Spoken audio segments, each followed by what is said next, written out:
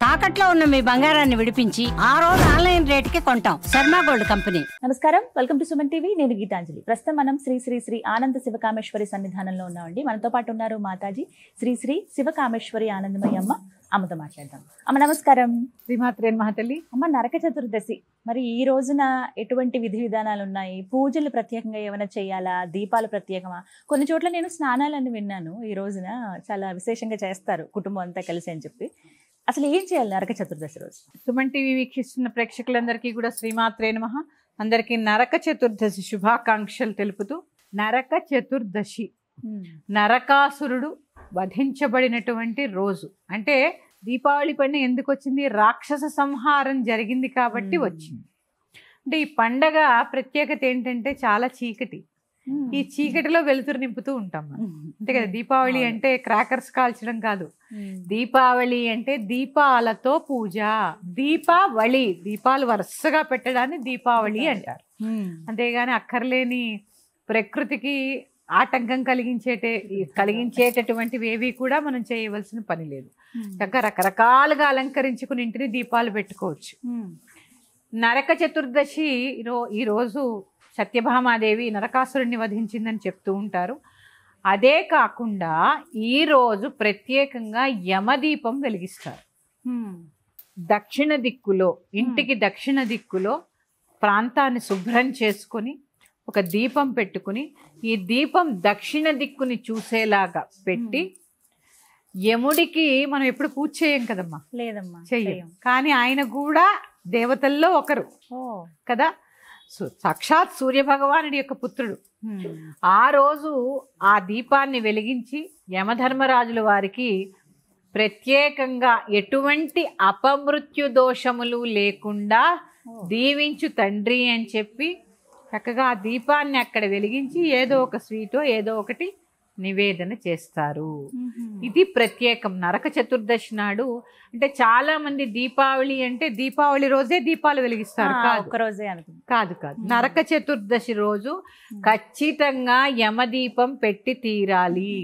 ఎలా అమ్మా ఇది పెట్టే విధానం? అంటే ఒక ప్రమిద తీసుకొని, మనం ఆల్రెడీ వాడిందైనా శుభ్రం చేసుకుని పెట్టుకుంటాం కదా, అందులో నల్ల నువ్వులు వేసి ఒత్తులు వేసి 2 దీపారాధన చేసి ఆ దీపము దక్షిణం వైపుకి తిరిగి ఉండాలి.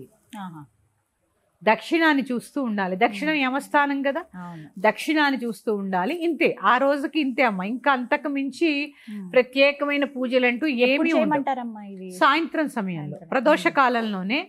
ఎందుకంటే అమ్మా యమదీపం వెలిగించాలి. చూడండి, వచ్చే కాలం అంతా కూడా చీకటి, రోడ్డు కనిపించదు. అంటే రకరకాలైనటువంటి అపమృత్యు దోషాలు ఉంటాయి. ఇలాంటి దోషాలు ఏవీ లేకుండా నన్ను చల్లగా చూడని చెప్పి ఆ యమధర్మరాజుల వారికి ఒక విన్నపం చేసుకుని ఆ దీపాన్ని వెలిగించండి. చాలా మంది నరక చతుర్దశి నాడే తలస్నానం చేస్తారు. నలుగు పెట్టుకొని నువ్వుల నూనె ఒంటికి రాసుకుని వేస్తారు. ఆ నరక చతుర్దశి నాడే, మా పూర్వం మేమైతే నరక చతుర్దశి నాడే అభ్యంగన స్థానం ఉండేది. తెల్లవారుజామునే లేచి తైలమర్దనం చేసుకుని నలుగు పెట్టుకుని స్నానం చేసేవాళ్ళు. ఆ రోజే క్షీరాన్నం వండి నివేదన చేసేవారు. నరక చతుర్దశి నాడు కూడా పండగే. సాయంత్రం ఇలా యమదీపం పెట్టుకునేవారు. ఇక పూజ అంటారా, మనం ధనత్రయోదశి నుంచి లక్ష్మీ పూజ చేసుకుంటూ ఉంటాం కాబట్టి, సాయంకాలం ప్రదోషకాలం కాబట్టి, ఆ రోజు ధనత్రయోదశి నాడు లక్ష్మీదేవి ఆవిర్భవించిన రోజు కాబట్టి సాయంత్రం చక్కగా ఈ రోజు కూడా లక్ష్మీదేవిని ప్రార్థించుకుంటూ మహాలక్ష్మి అష్టకాన్ని చక్కగా చదువుకునే ప్రయత్నం చేయండి.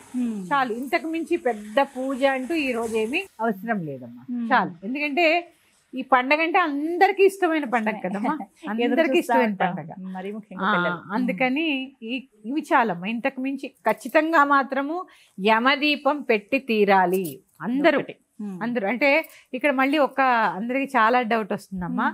ఇంట్లో 4 ఉన్నాం కదండి, 4 దీపాలు పెట్టాలా? మగవాళ్ళు ఆడవాళ్ళు పెట్టాలా? అక్కర్లే, ఇంటికి ఒక్క దీపం పెడితే చాలు. 2 ఒత్తులు చాలమ్మా. చాలమ్మా.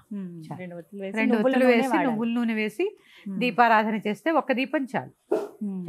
మనిషికో దీపం పెట్టవలసిన పని లేదు. భార్యాభర్తలు ఇద్దరూ కలిసి వెలిగించుకోండి.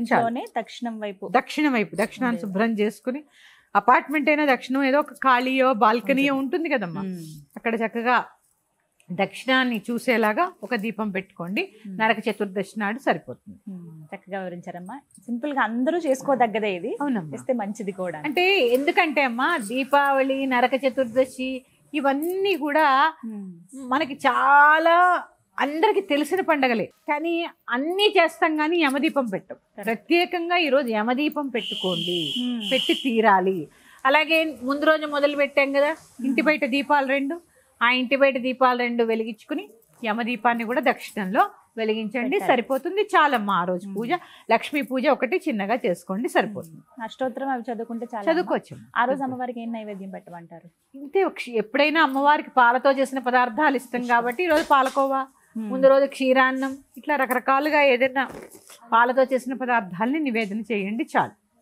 చక్కగా వివరించారమ్మా. ధన్యవాదాలు. శ్రీమాత్రి.